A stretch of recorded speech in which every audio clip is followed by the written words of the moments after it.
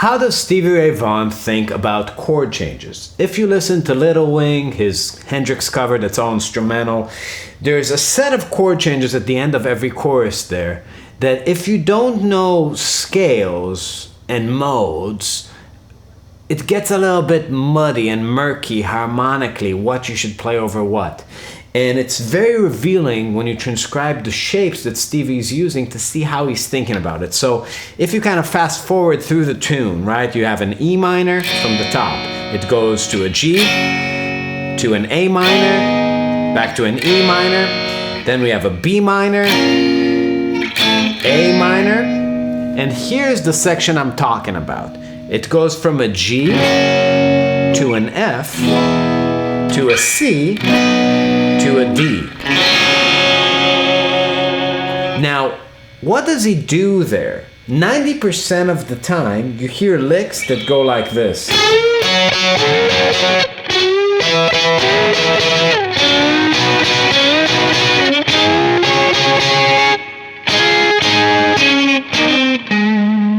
So if you transcribe some of the shapes that he's using, you're gonna see this thing chorus after chorus. On the G chord, he's gonna use this.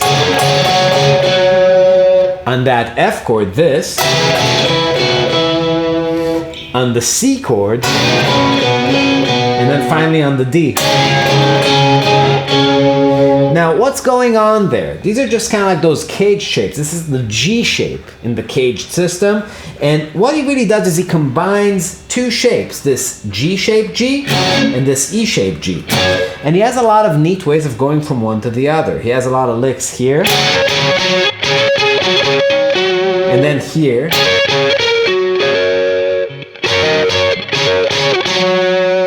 And he's really playing them as chords. He's seeing these shapes sort of transposed down to different areas.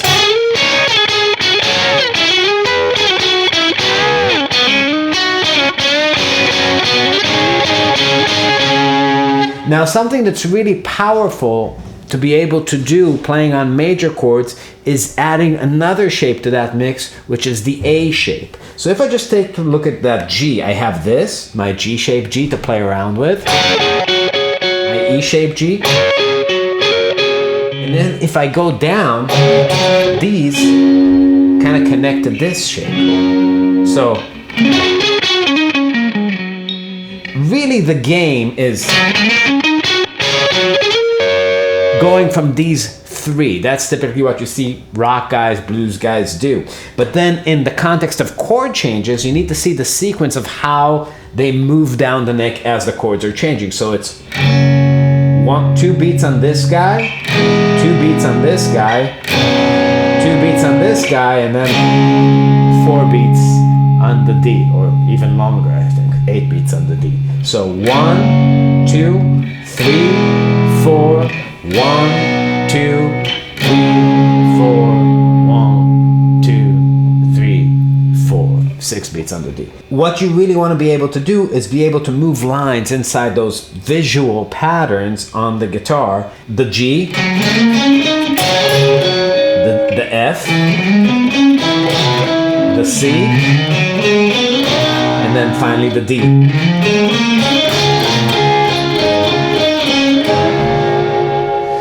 There's a variety of ways you could do that. You can go descending, G, F, C,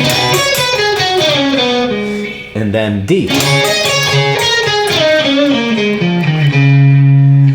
But the idea is to be able to visualize those shapes moving in time. So maybe choose one and practice, right? G, F, C,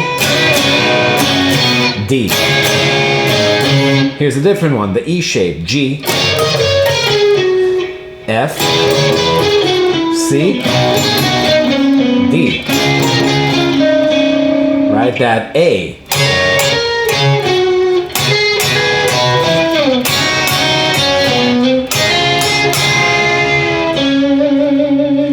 So visualizing chord changes in the context of this blues rock playing really has to do with just seeing these big arpeggio forms and knowing how to use these major pentatonic-y sounds inside them. I hope this video helps you out. We have a lot of other Stevie type content on the channel. Be sure to check it out. Subscribe to the channel, join our Patreon. We'll see you next time.